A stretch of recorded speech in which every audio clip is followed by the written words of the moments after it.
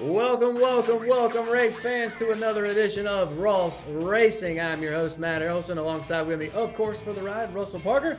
And all of this is brought to you by the Rockingham Dragway and RockinghamDragway.com. So you definitely had an interesting week.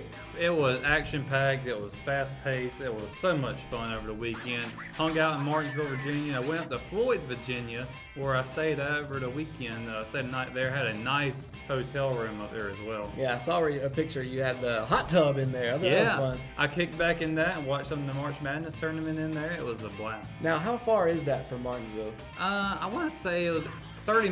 The Google told me it was about 30 minutes away.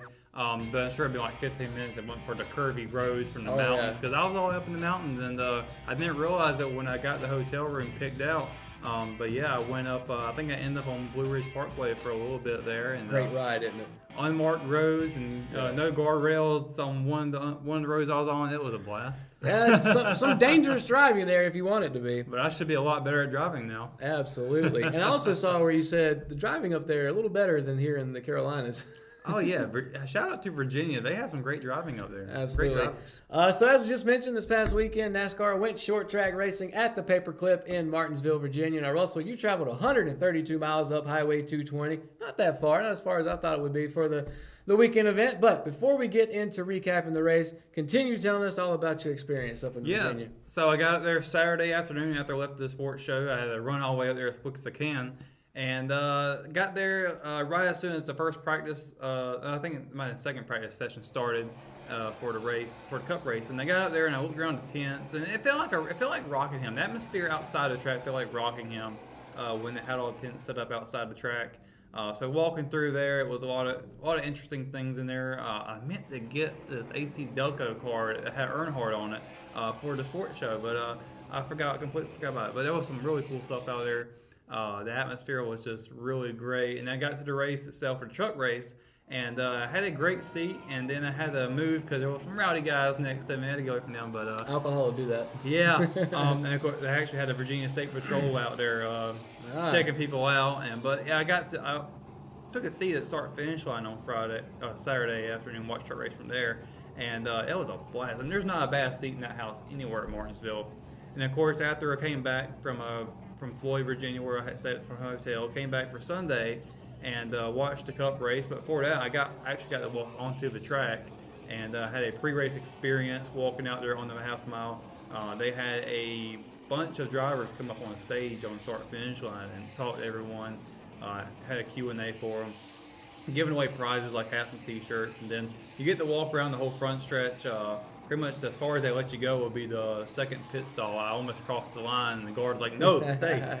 That's what you do, man. You go as far as they'll let you go. Yeah. You go and go and go until somebody says stop. So my first question for you would be, how many people does the Paperclip hold? Because obviously it sounds like it's a smaller stadium, I guess is the word for it. Yeah, I can't tell you how many off the top of my head, but certainly they didn't have a hard time filling up those seats. So it was a packed house? It was pretty much packed out. There were a few empty seats here and there, but I think it was okay because everybody was able to spread out, because there are benches like Rockingham where you have actual individual seats. So people got to spread out their arms and legs. They didn't have to worry about being bunched up together. So it was okay.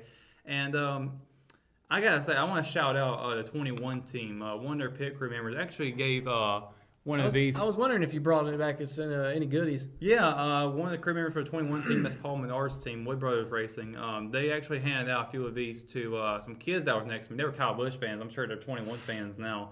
Wait a minute, you didn't take this from a kid. I did not take it from a kid. I was standing next to him. He's like, "Would you like one?" I was like, "Sure, I appreciate it." And, well, you know what? You still look, even with the full beard, you still look young. Maybe they thought you were still a kid too, man. Well, I felt like I was a kid because that was an awesome experience. Walking around there, I got pictures of Logano and Keselowski and their pit boxes, and I also got part of the driver intros. Now, Logano, I don't know why, but he walked past me while I was trying to do like a hand slap. I think you were probably full Logano gear, weren't you? I was, and he was slapping Chase Elliott fans' hands and other people's hands. And like, Shane. Joey Logs, what's up, man? Your biggest fan here. You don't give him some action. Come on. I think what it was, he was doing the fist bumps. I was doing the hand slaps, so I guess we just missed that connection there. You could still, I don't know. It's awkward, but whatever. He's still famous. But so real quick before we move on, That experience, was that part of your ticket, or did you just happen to be in the right place, right time, or how'd that work? You pay I think it's like $25 to go out there on the pre-race. It's like all access, basically? Pretty much, other than the pit road part, you couldn't Right. go over unless you paid a little bit more than that.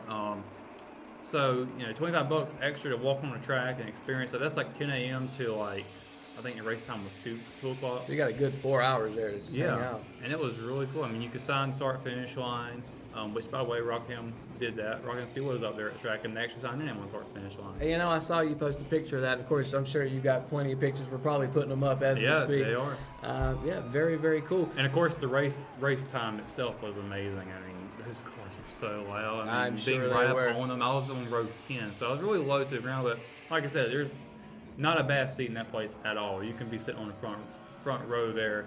And where I was sitting at was coming out of the exit of turn 4, so you're just watching them go around like a carousel, just constantly going. Now, I have to say, I've been to some races here in Rockingham. Besides that, the only other place I've been to was when you and I went to the Roval last fall. And, our seats were up high, and usually nosebleeds are not the best seats. But I feel like in racing, to me anyway, those are better than being down at the ground because you can see the entire track. Yeah. But it sounds to me like Martinsville, a It's little bit small. more intimate, and as Yeah. you mentioned, not a bad seat in the house. So. Oh, yeah. And like I said, it was a blast, and incredible crowd, incredible group of people out there. There's one guy who actually got up on the stage and was doing breakdancing out there for everyone, trying to win a T-shirt. Hey, whatever you got to do, man. Well, let's jump right into it then. So let's get down to the action that took place on the track. Now, it was a dominating day for Brad Keselowski, leading all but 46 laps of the entire race. That's 500 laps. That's a lot. It started out with pole sitter, your man, Joey Logano, leading the first 5 before the Blue Deuce took the lead and never looked back. So a few times, Keselowski was challenged by Chase Elliott, Denny Hamlin, and Kyle Busch. But in the end, the Team Penske driver parked his car on the start-finish line to claim the grandfather clock, very cool gift, and his second victory of the season. The clock struck 12 for the 2 car for sure. Keselowski is on another level when it came to Martinsville that day. I did not expect that dominance out of him at all. I know he had a fast car. So did Logano, and Logano actually ended up finishing 19th, so I was really surprised at the difference.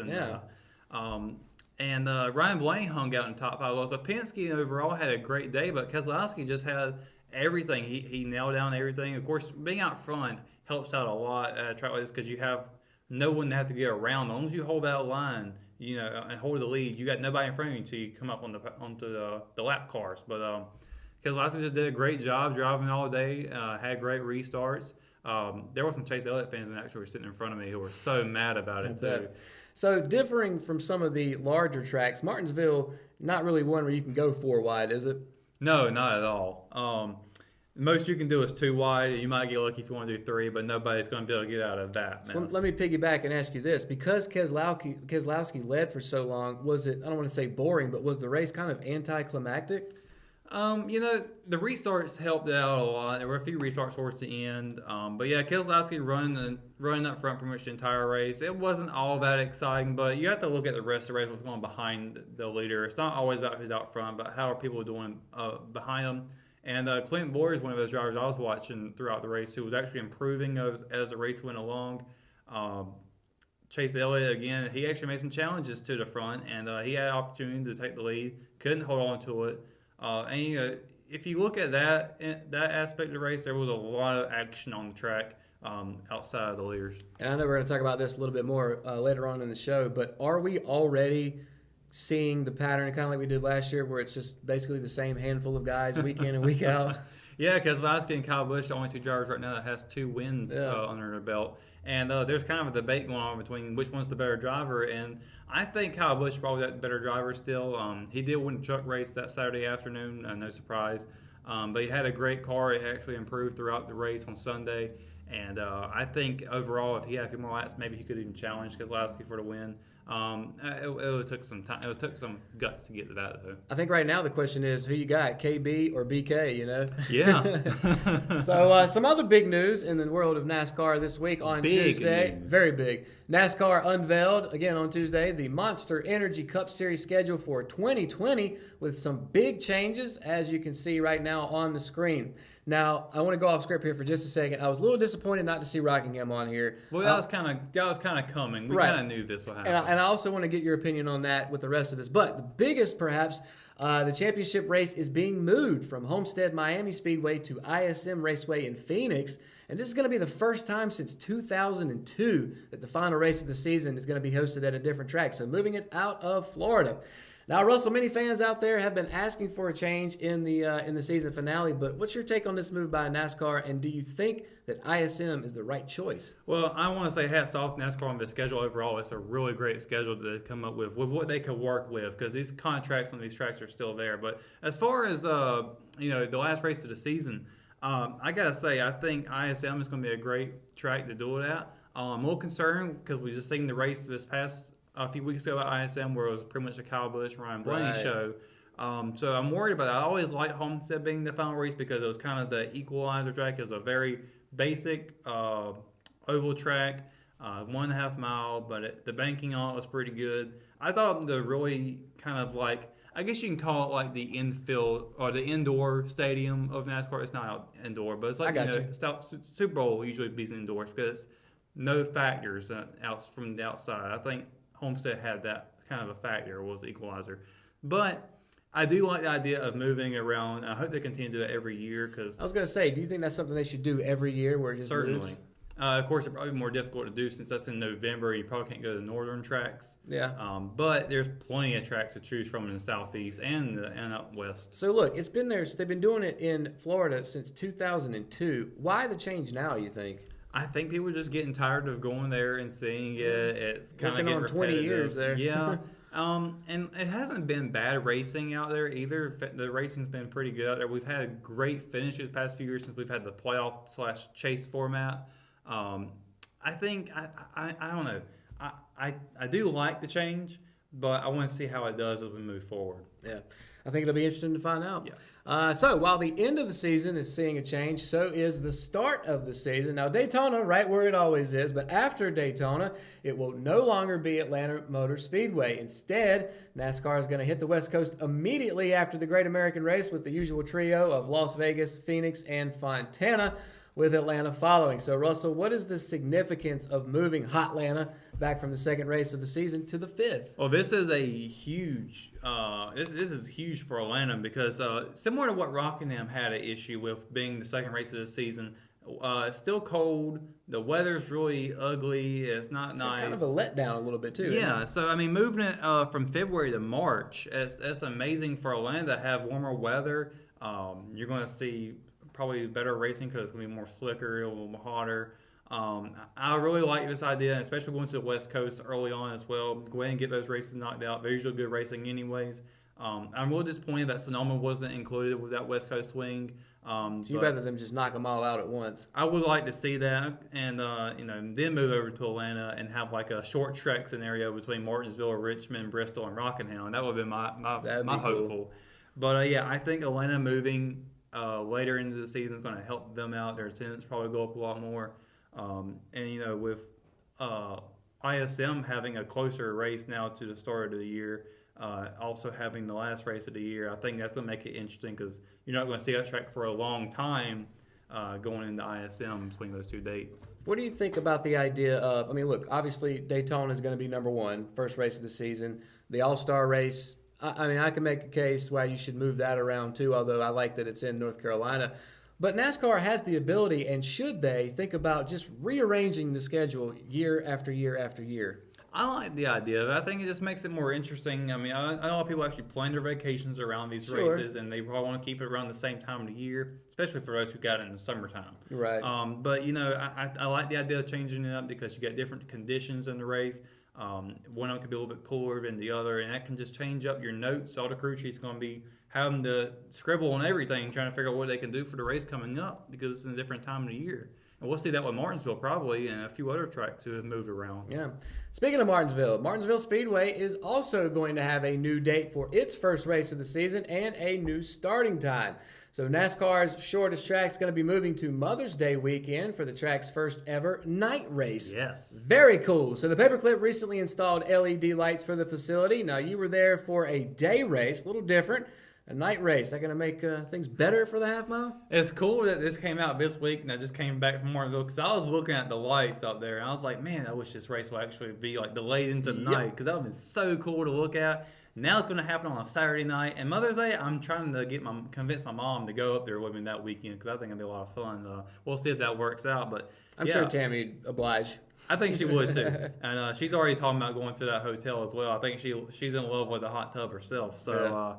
I think moving it later into the season because it'll now be in May. It'll be May 10th. So hopefully, Epicenter will happen that same weekend. That's something I'm a little worried about personally. But that is the same weekend. It is. But I think Martinsville moving a little bit later is going to make for more interesting racing as well because it's actually around Dover. And then right after that, they go to Charlotte for the All-Star race. So teams don't have to drive very far because right now, if it's Martinsville, next race is at Texas, so they got a longer haul to go for that race.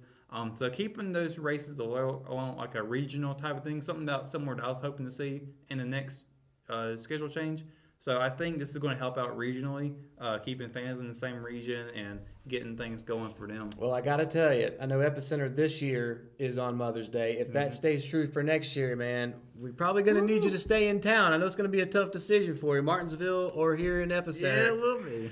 I don't know. We may have to throw you a couple extra dollars to stick around. Maybe I'll go up there. Well, it'll be a Saturday night. I think y'all can spare me for one Saturday night and come back Sunday. You know what? It's going to depend on who's on stage, I bet you. That will be it. And once again, I always seem to bring things towards baseball, but I remember the Chicago Cubs played nothing but day games up until like the mid-'90s.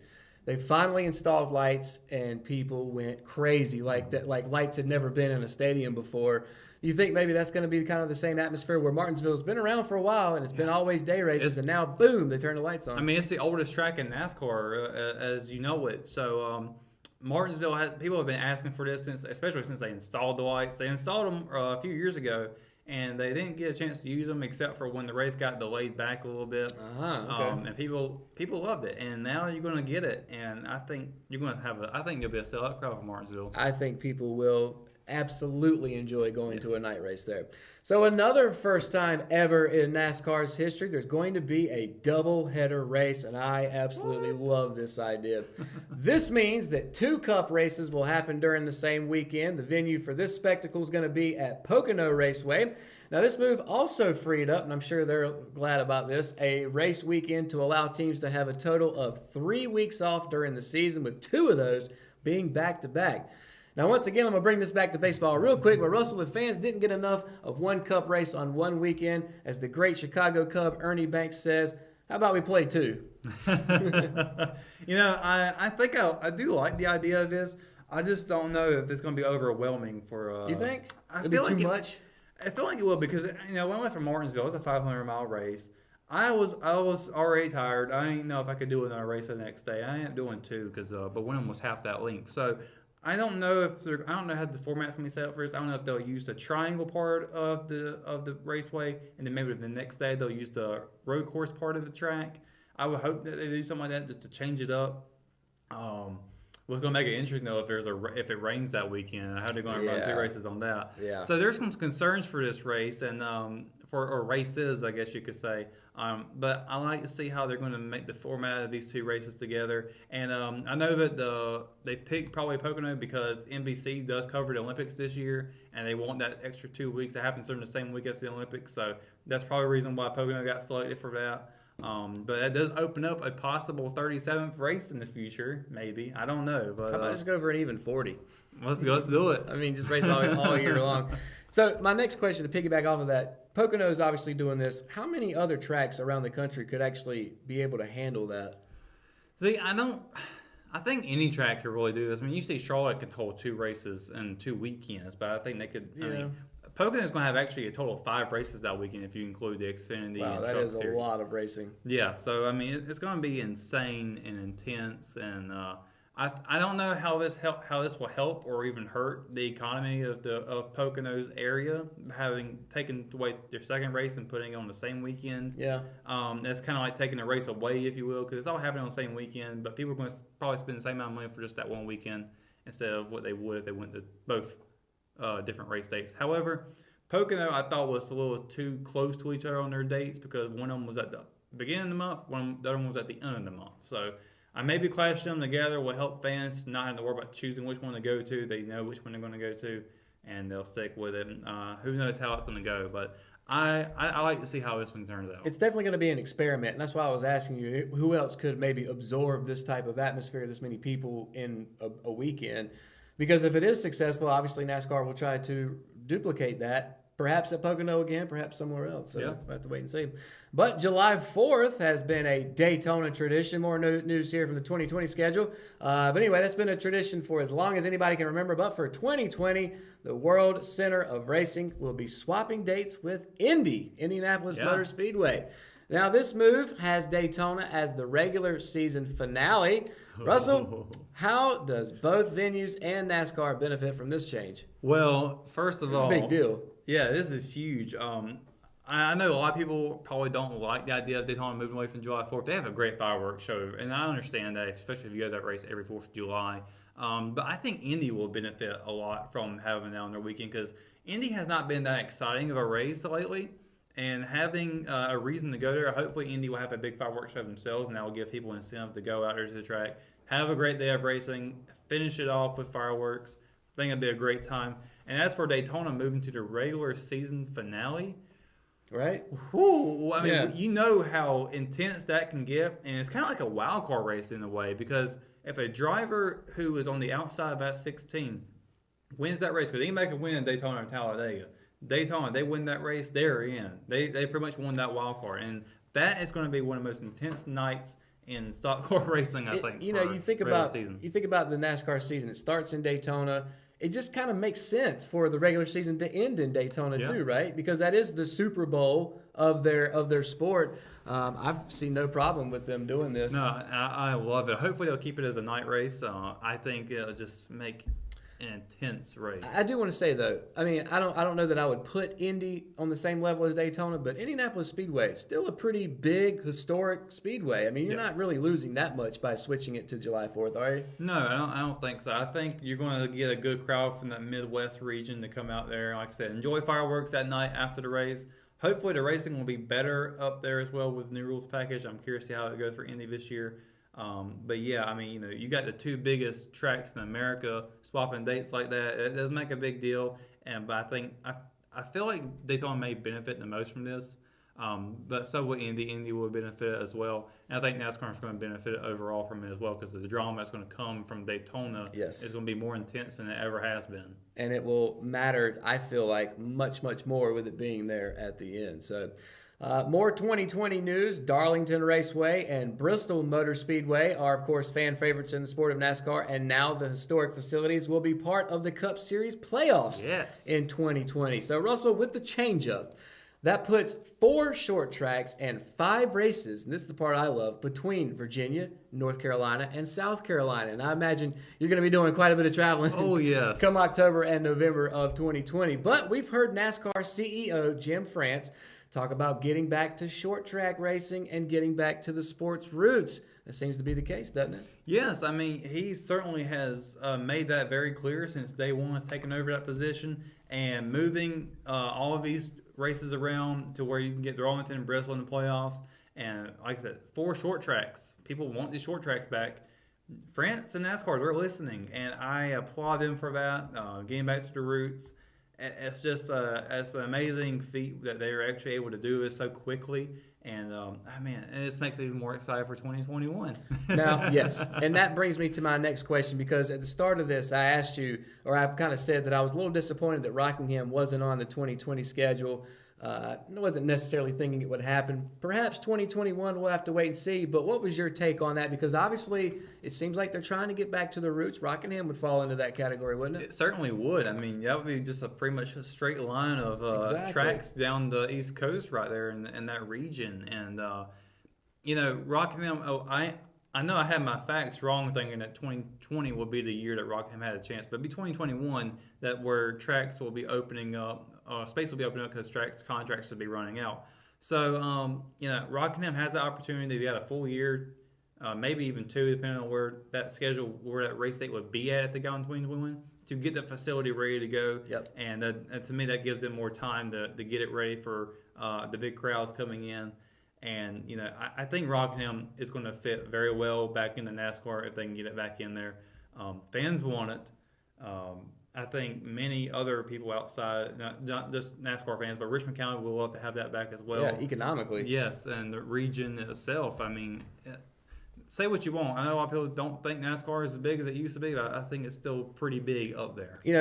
Rockingham, Richmond County has been trying to get NASCAR, any racing really, but NASCAR back to the track for what feels like a decade now. It finally feels like there's perhaps a little light at the end of the tunnel for that, isn't it? Yeah, there is definitely yeah, certainly. You couldn't. I couldn't put any better than that. And one other quick thing about Rockingham before we go to our drivers in the groove. I talked earlier about perhaps moving the entire schedule around year after year. When Rockingham was North Carolina Speedway and we had 2 races each year, a lot of times the first one fell after Daytona. As you mentioned, it was really cold sometimes. The weather didn't usually work out. I think it even snowed once. It did. The other one would be later in the fall when, again, it was cold. Mm-hmm. I feel like if they had the opportunity to move races around back then, maybe they could put one in the summertime or later in the spring when we could have had more people here. Maybe Rockingham would have always had racing. What do you think? Yeah, I mean, you can look back at the 2013 truck race. Big crowd there, and it was in the middle of April. I think if you move it to a warmer date, it'll work. Just like what they did with Atlanta. It was second race of the season, crappy weather. Moving it forward to March, better weather. Probably not as better, but it will be better. Yep. And that's the moves that NASCAR is making. They're smart moves, and they're listening. They're showing that they're listening by doing this. And, they only could work with whatever they had for this year. And they made it work. I think they put a very good formula together for 2020. And like I said, I think it's going to be even more exciting for 2 years from now. We've already, if you keep up with us, and I know you follow them on social media, the Speedway, they're making moves. Oh, yes. Behind the scenes, out there at the track, they are, if we don't get it, it won't be for a lack of trying. You can definitely say that. So, all right, let's switch gears and move over to drivers in the groove. I'm going to start doing that from now on. Russell, who were you most impressed with in Martinsville? Clinton Boyer at the Cup race was most impressive for me. He was kind of that he was really quiet throughout the race. I didn't see him. I watched him for the most part of the race, but he was slowly making his way up through the groove there and got himself in a top 10 position after coming off of a very late pit road penalty. When that happened, I was like, wow, he is not coming back from that. He made a top 10 finish, and hats off to him for that. Truck Series, Ben Rhodes finished second after starting 16th. By the way, great name for any kind of driver. Oh, yeah, it definitely will stick with you. He finished second behind Kyle Busch, but he had a great race all day. He was the lowest out of the top 10 to start where he was, and then, of course, finished the highest out of those guys. He had a great race overall. I know last week was kind of the Kyle Busch show. How did he do this weekend? Obviously, you just said he finished second there. Did he? Yeah, Kyle Busch dominated. Did he come away with a win? Oh, yeah. That's what you were just talking about. Yeah, so he's at 201 now? He is at 201. I guess if you're going off of all-time races, he's the all-time leader now. He's just, further and further up. All right, so we're now leaving Martinsville, Virginia, and now we're heading to Fort Worth, Texas for the O'Reilly Auto Parts 500 at Texas Motor Speedway. Coincidentally, one of the racetracks that we lost ours to. Yeah. One of them, anyway. And a quick nugget, I know I've told you this before, but the gentleman that designed Texas Motor Speedway from Richmond County. Yeah. It's a small world in NASCAR. But the Xfinity and Gander Outdoor Series will be in town for the Triple Series header on Friday and Saturday, with the Cup race taking place, of course, on Sunday. So, Russell, we've seen 2 previous mile-and-a-half tracks already this season with better racing. You expect to see more of the same in the Lone Star State? I think so. Texas has not been very exciting at all the past few years. It's a big track, right? It is a big track. It's a mile and a half like the rest of them out there that you see, like Atlanta. But it does look pretty big. Of course, Texas, everything's supposed to be bigger. Of course. They got the biggest TV monitor in the world, Yes, they do. Too. I was just getting ready to say that. So, I hope that racing is better. As much as I dislike the track because of the history with Rockingham in it. It does look pretty cool. The grandstands on it's pretty massive. I hope that we have a great race out there. I think we will. Although I think you're going to see a lot of KB and BK again. But I would not count out the rest of the Joe Gibbs and Team Penske drivers at this track either. However, I'm expecting to see more Kevin Harvick this week as well. He has been winning stages left and right still when it comes out of the gates for that. I think he's going to find some consistency finally and maybe even get the win here at Texas, at least a top 2 finish. All right, well, hold tight on your prediction. We'll get to that here in just a moment. But in the meantime, let's bring up our newest addition here to the show called The Rock Block. Of course, presented by the Rockingham's Dragway, rockinghamdragway.com. And I know the event's already started on Thursday, but throughout the entire weekend out there, we've got the Top ET Challenge. And if you look at this logo, I don't know if you've seen it, it looks like Top Gun. Oh, yeah. Very, very cool. Another thing that's really cool, we're talking big money that can be won this weekend. Today's alone, the top prize is $20,000. I mean, that's almost a year's salary for a lot of people.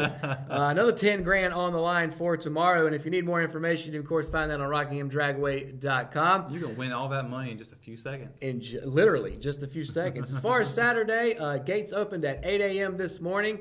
New entry TT at 9 a.m. this morning. Of course, the first round to follow that.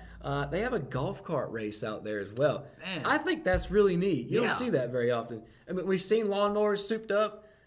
Why not, right? Yeah, golf carts. Soup up the golf cart. Yeah. Absolutely. And then tomorrow on Sunday, gates will open at 8 a.m. Church actually out there at 9 a.m. New entry TT, first round to follow. So plenty of action going on out at Rockingham Dragway. That is the Rock Block, of course, brought to you by rockinghamdragway.com. You said they have church out there? Yeah. So you had no excuse to miss this race. There you go. You can go out there and get you a little religion in before racing. So, all right, let's move to everybody's favorite game show, Checkers or Wreckers.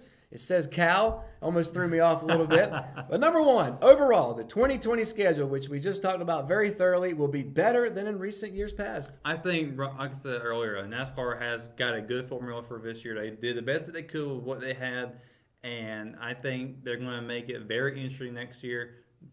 Tracks being in different spots of the schedule, doubleheader, night races, more short tracks in the playoffs.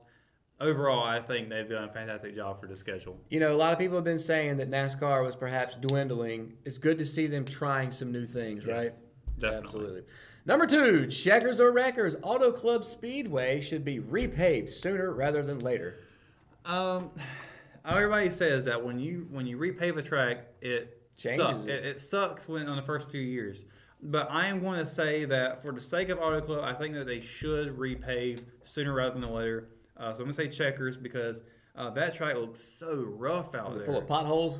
You can literally watch the cars bouncing up and down just like that. I mean, that's not good. It's like driving over the brick here with these little die-cast cars. That's how bumpy it will look. But, you know, at the same time, I do like old surfaces because it does wear out the tires. That's one of my favorite things about Auto Club Speedway is the tire wear. If you've been there are grooves you can find in the course. Certainly, right? And when you repave it, there's kind of only one groove. It's kind of to follow the leader. So, but if they wait any longer, I'm not sure if the racing surface will be in great condition going forward where they can be raced on.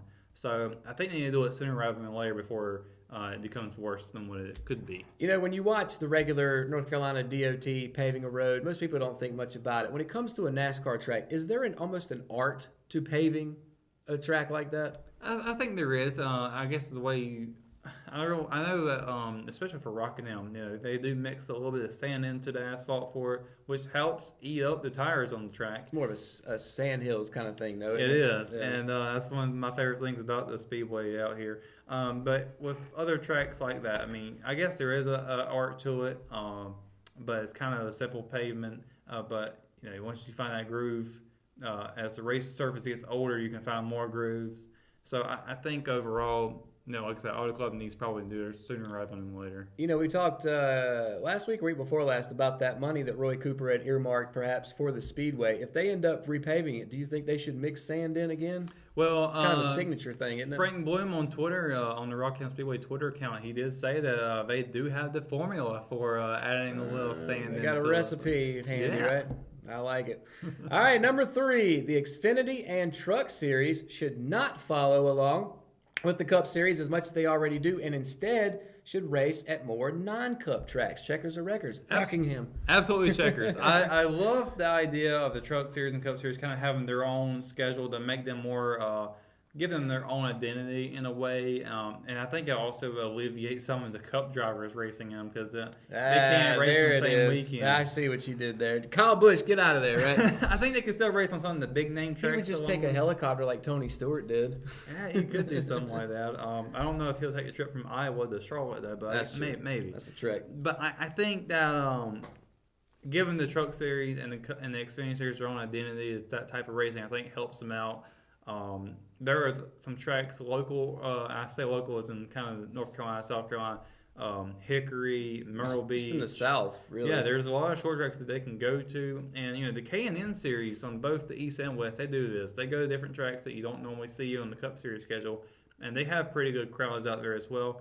I think just making a unique look at the race, other than seeing the Truck Series, same track as Cup Series that same weekend, it's just like, I can just watch one of them instead of both of them. If you have different tracks, it's more interesting. I'm picking up what you're putting down as far as trying to give them their own identities. However, I'm going to play devil's advocate here. Or would you also run the risk of people come and watch those races because NASCAR is also there and you get to see the big boys? Do you think separating them would have less people coming to see them? Because not everybody's interested in watching the up-and-comers as much as they are seeing the dominant guys. Well, I think it would increase. I think you would still have a good attendance for those tracks if they go to the tracks that where racing in the Cup Series is not going to, because that's if they got NASCAR coming, no matter what series it is, they want to go to it because it's something different, it's something big, and I think that's what's going to play off of it.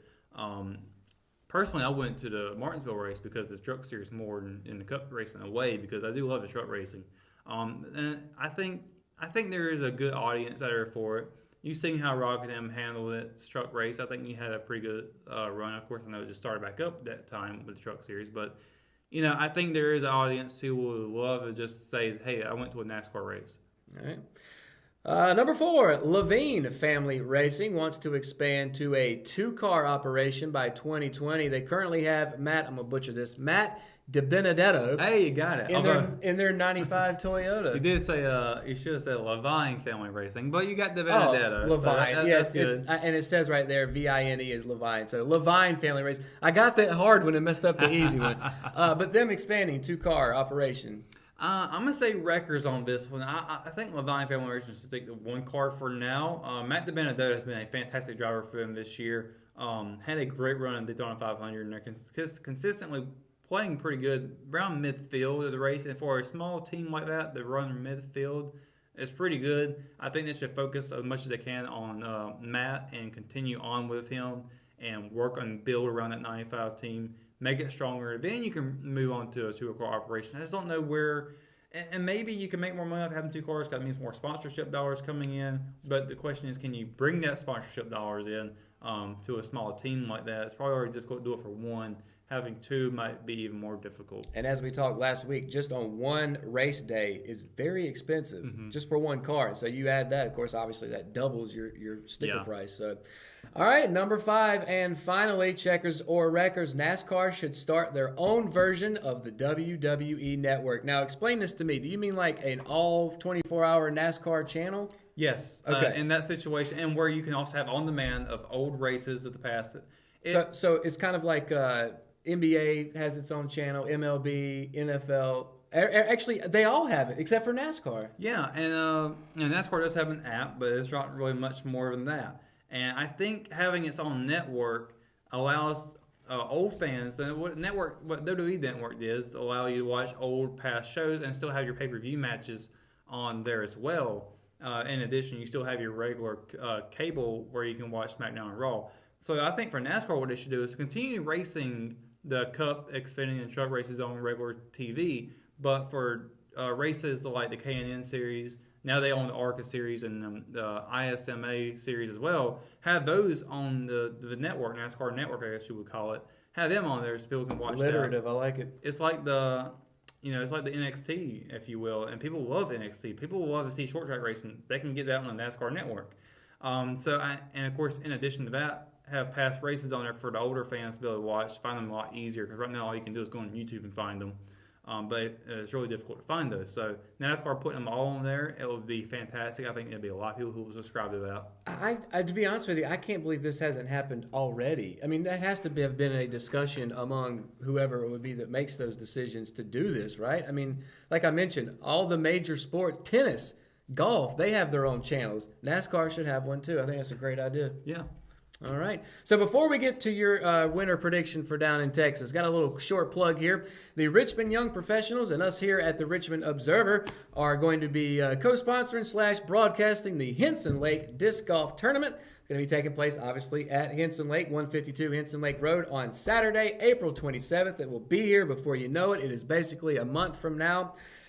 Prizes. Actually, first of all, let me start with the schedule. So there's going to be 2 18-hole rounds. The first is going to be at 9 a.m. That's a captain's choice, 3-person teams for fun and fundraising. That one's a little more relaxed. Yeah. Basically, whoever has the best disc, the rest of the team plays from there. If you've ever played regular golf, you know what captain's choice is.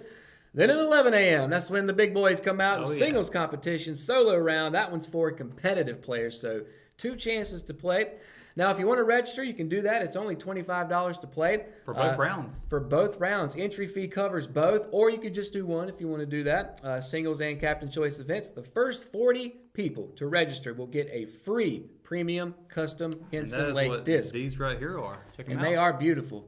They really did a great job with those. Yes, I was impressed. I love the Henson Lake one where it's got the what do you call it? The old bridge and the crossover gazebo. Yeah. And there's that one. There's also one that looks like that. It's kind of tie-dye, too, that's really cool, too. Yeah. David and them at RYP did a great job with that. Now, the prizes, top 3 solo players. You're going to get money. You're going to get discs. You're going to get a whole goodie bag. The top 3 teams, much the same. Discs, goodies, and bragging rights. So, and, I mean, if you go on the solo tournament, we'll be covering that with video. So, yes, I mean, we will. There's a chance to be on TV, if you will. Absolutely, yeah. We'll be you'll be doing most of the work. I'll just be commentating. But yes, the Richmond Observer will, of course, be out there. So make sure to sign up. And, if you've never played before, don't fret. Come out and have a good time. I mean, you won't be the only one. Or just come out and just watch. Yeah. It's a spectator sport for sure. If you need any more information, you can visit the Facebook page RYP Disc Golf Tournament. And if you want to register online, you can do that at eventbrite.com. Search Henson Lake Disc Golf. Very excited for that. Yes, I am. All right. I intend to win. Okay, we'll see. I'm going to hold you to that. All right, let's move from Rockingham to Texas. So who you got walking away with the 6 shooters? That is what they still win, right? Yeah, they do get back to shoot them when they get out of the car. It's pretty cool. Man, I have to say it's going to be between. I've already said it's between Joe Gibbs and Penske drivers. Yeah, that seems to be the case all year. I'm going to go on a limb and say someone else. I know this is probably not going to happen, but I like to pick someone different. I'm going to go with Eric Almirola. All right. I think the 10 car has a lot of speed. He's shown it every single week. Top 10 car every single week. He's just. I think Eric's going to give him a win, and I think Texas would be a pretty good place to do it. I mean, the top guys, they can't win every race, can they? No, I don't think they can. Although it seems that way. But I think you're going to, honestly, if I'm being seriously honest, you're going to be doing Brad Keselowski, Kyle Busch. All right. More of the same. KB or BK? All right, well, that is going to do it for another edition of the Ross Racing Show, brought to you by the Rockingham Dragway and RockinghamDragway.com. Of course, we'll be right back here next week to let you know who won in the Lone Star State. Of course, everything else happening in the world of racing. That's Russell Parker. I'm Matt Harrelson. We appreciate you tuning in. We'll see you right back here for another edition on the track of Ross Racing.